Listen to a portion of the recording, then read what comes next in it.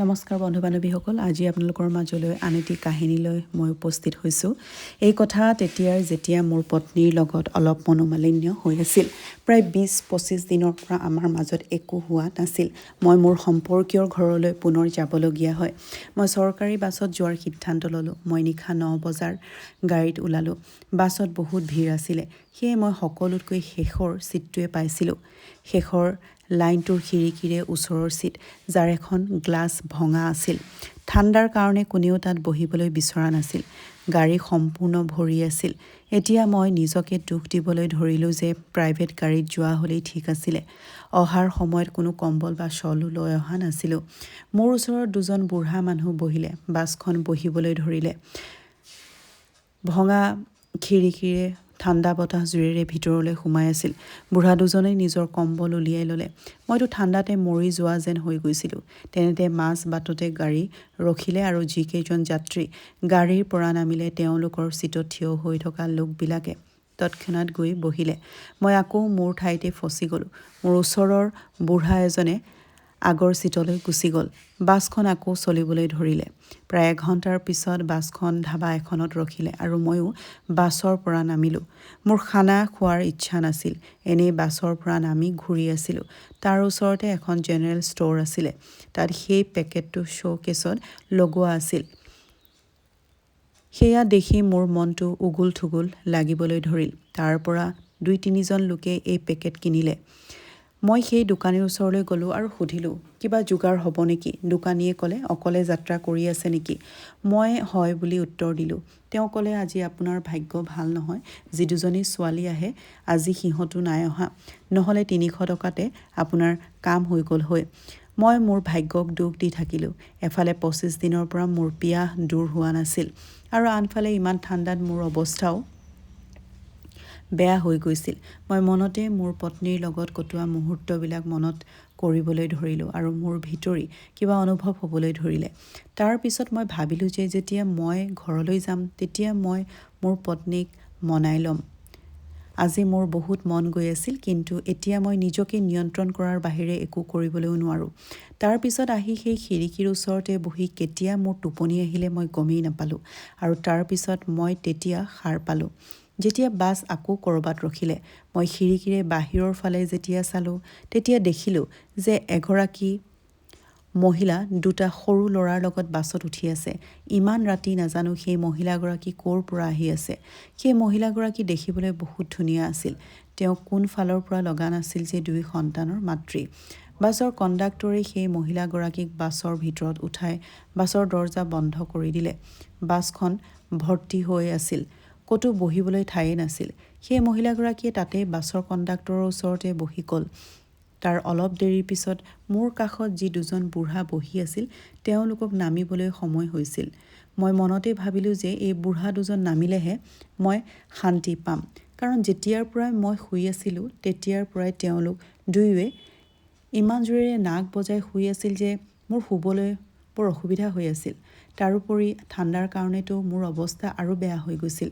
মোৰ ওচৰৰ ছিট যেতিয়া খালী হ'ল, তেতিয়া সেই মহিলাগৰাকী ছিট দুটা দেখি মোৰ ওচৰতেই আহি বহিলে। তেওঁৰ 2টা সন্তানো আছিল। মোক দেখি সেই মহিলাগৰাকীয়ে অলপ লাজ কৰিলে। ময়ো তেওঁৰ ফালে চাই সাধাৰণ মিচিকিয়ালোঁ আৰু তাৰ পিছত বাছ আকৌ চলিবলৈ ধৰিলে। বাছখন যেতিয়া চলি আছিল তেতিয়া ভঙা খিৰিকীৰে বতাহ বহুত জোৰেৰে সোমাই আছিল, যাৰ ফলত ঠাণ্ডা আৰু বেছি লাগিবলৈ ধৰিছিল। তেতিয়া সেই মহিলাগৰাকীয়ে ঠাণ্ডা লাগিবলৈ ধৰিলে। তেতিয়া তেওঁ নিজৰ বেগৰ পৰা এখন কম্বল উলিয়ালে আৰু তেওঁৰ সন্তান দুটাৰ লগত নিজেও উৰি ল'লে। ঠাণ্ডা বেছি লগাৰ কাৰণে মোৰ শৰীৰৰ কঁপিবলৈ ধৰিছিল। মোক তেনেকৈ দেখি মহিলাগৰাকীয়ে মোক ক'লে, যদি আপুনি বেয়া নাপায় তেনেহ'লে মোৰ ওচৰত আৰু এখন কম্বল আছে, সেইখন আপোনাক দিবলৈ পাৰোঁ। সেয়া শুনাৰ লগে লগে মই তেওঁক হ'ব বুলি ক'লোঁ, কাৰণ মোৰ ওচৰত আৰু বেলেগ ৰাস্তা নাছিল।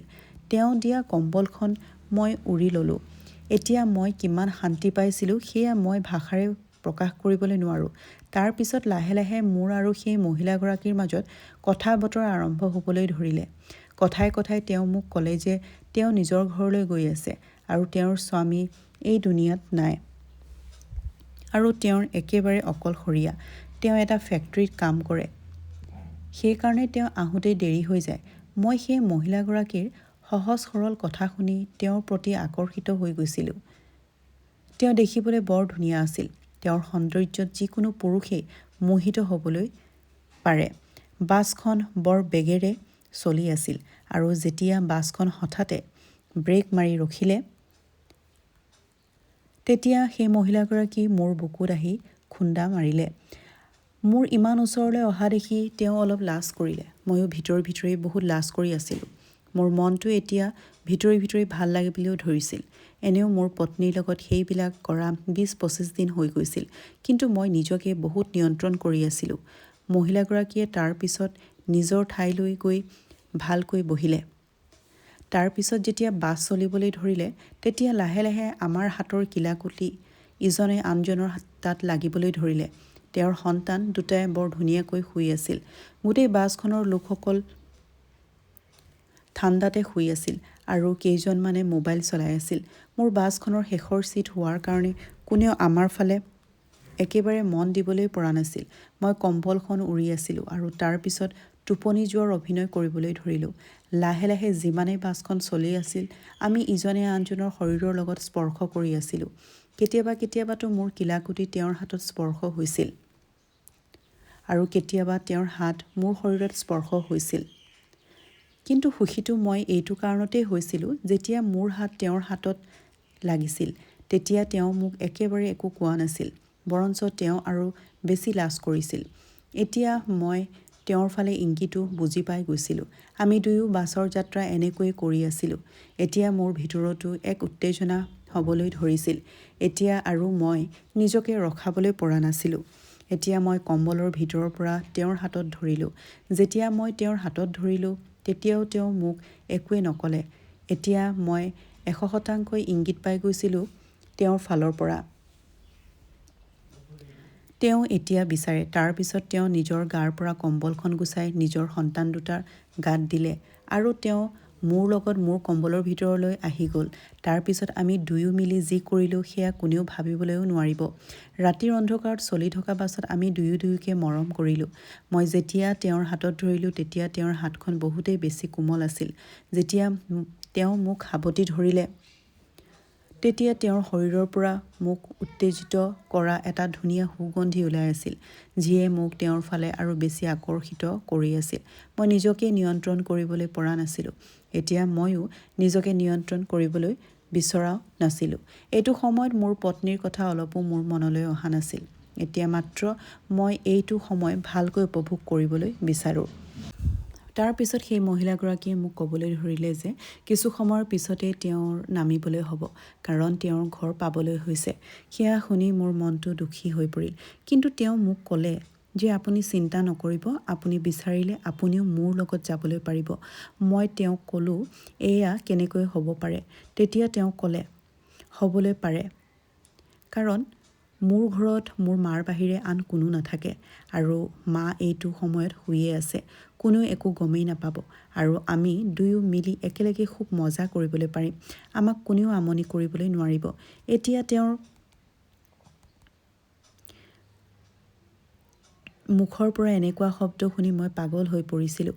মইতো এতিয়া যিকোনো প্ৰকাৰে সকলো কৰিবলৈ বিচাৰিছিলোঁ, কাৰণ ইফালেতো তেওঁ দেখিবলৈ বহুত ধুনীয়া আৰু তাৰোপৰি তেওঁৰ দেহৰ পৰা যি সুগন্ধি ওলাই আছিল, সেয়াই মোক আৰু তেওঁৰ প্ৰতি আকৰ্ষিত কৰি আছিল। মই নিজকে নিয়ন্ত্ৰণ কৰি থাকিবলৈ নোৱাৰিলোঁ আৰু মই তেওঁক কৈ দিলোঁ যে ময়ো তেওঁৰ লগত বাছৰ পৰা নামি যাম।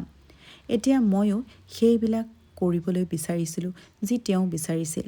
যেতিয়া আমি বাছৰ পৰা নামিলোঁ, তেতিয়া তেওঁ মোক এখন ঘন জংঘলৰ ফালে লৈ গ'ল।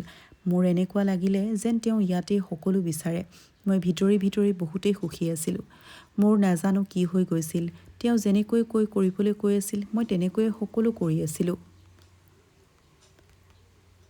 মই তাৰ পিছে সেই ৰাস্তাৰে গৈ থাকিলোঁ, যিটো ঘন অন্ধকাৰ আছিল আৰু ওচৰে পাজৰে জংঘল আছিল। সেই জংঘলৰ মাজত এটা সৰু খেৰীঘৰ আছিল। তেতিয়া মই ভাবিলোঁ যে এয়াই চাগে তাইৰ ঘৰ।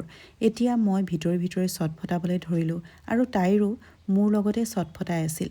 যেতিয়া আমি দুয়ো ঘৰটোৰ ভিতৰলৈ গ'লোঁ,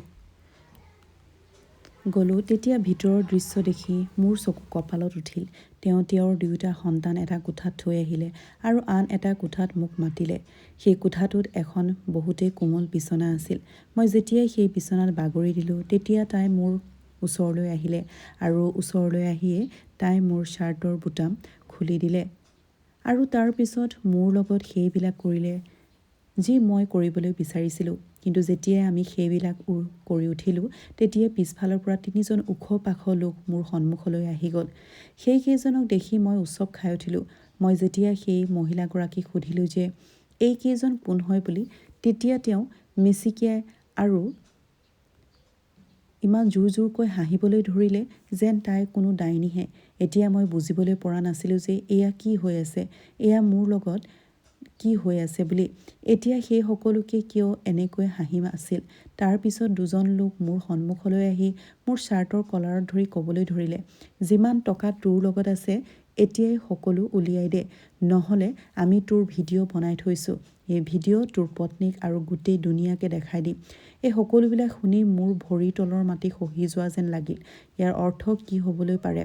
যেতিয়া মই সেই মহিলাগৰাকীৰ ফালে চালোঁ, তেতিয়া তেওঁ ক'বলৈ ধৰিলে, তোৰ নিচিনা মূৰ্খ পুৰুষ যি নিজৰ পত্নীৰ হ'বলৈ নোৱাৰে, সি লোকৰ মাইকীৰ কেনেকৈ হ'ব? তোৰ দৰে মতাবিলাকক মই এনেকৈয়ে আঙুলিত নচুৱাওঁ।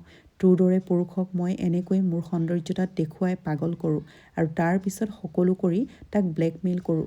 যদি মই বিচৰা টকা সিহঁতে দিবলৈ নোৱাৰে, তেনেহ'লে মই তাৰ জীৱন ধ্বংস কৰি পেলাওঁ। এতিয়া সেই সকলোবোৰ শুনি মোৰ কঁপালৰ পৰা কেঁচা ঘাম ওলাবলৈ ধৰিলে। এতিয়া মোৰ শৰীৰ যি অলপ আগতে গৰম আছিলে, সেয়া সম্পূৰ্ণ ঠাণ্ডা হৈ পৰিল। মই সেয়া ভাবিবলৈও পৰা নাছিলোঁ যে ইমান সতী সাৱত্ৰীৰ দৰে দেখা মহিলাগৰাকীয়ে ইমান ডাঙৰ ঘটনা কৰিবলৈ পাৰে। এতিয়া মোৰ হাতত আৰু কোনো বেলেগ ৰাস্তা নাছিল। মই মোৰ সম্পৰ্কীয়ৰ ঘৰলৈ যাবলৈ যিমান টকা ঘৰৰ পৰা আনিছিলোঁ, এই সকলো মই উলিয়াই সিহঁতক দি দিলোঁ। কিন্তু সিহঁতে মোক তেতিয়াও যাবলৈ নিদিলে। মই বিচাৰিছিলোঁ যে যেনে তেনে মই এই জংঘলৰ পৰা ওলাই যাওঁ। কিন্তু সিহঁতে ক'বলৈ ধৰিলে, এতিয়াই সিহঁতক 50,000 দিবলৈ লাগিব। ইমান বেছি টকাৰ কথা শুনি মোৰ ভৰিৰ তলৰ মাটি খহি যোৱা যেন হ'ল। মই সিহঁতক ক'লোঁ, ইমান টকা মই তোমালোকক ক'ৰ পৰা দিম? ইয়াত ATM আছে জানো? আৰু তাৰ পিছত তই তোৰ ৰাস্তাত গুচি যাবি আৰু আমি আমাৰ ৰাস্তাত। যদি তই তালৈ গৈ কিবা চতুৰামি কৰ, তেনেহ'লে তোৰ এই ভিডিঅ' ঘৰৰ মানুহক দেখাই দিম। সিহঁতে মোক এইটো কাৰণতে ধমকি দি আছিল, কাৰণ মই বাছত অহাৰ সময়ত সেই মহিলাগৰাকীক মোৰ ঘৰৰ বিষয়ে বহুত কিবা কিবি কৈ দিছিলোঁ। মই মোৰ ঘৰৰ ঠিকনাও কৈ দিছিলোঁ আৰু কথাই কথাই তাই মোৰ কাম কাজৰ বিষয়েও সুধিছিল আৰু মোৰ পত্নীৰ বিষয়েও সুধিছিল। মই ক'ত থাকোঁ, কি কৰোঁ, সকলো সেই মহিলাগৰাকীক মই কৈ দিছিলোঁ আৰু যি তাই সুধিছিল মই তাইক সকলো কথাই কৈছিলোঁ। আৰু যেতিয়া মই মোৰ পকেটৰ পৰা মোবাইল উলিয়াইছিলোঁ, তেতিয়া মোৰ পত্নীৰ নম্বৰো তেওঁ মনে মনে লৈ লৈছিল।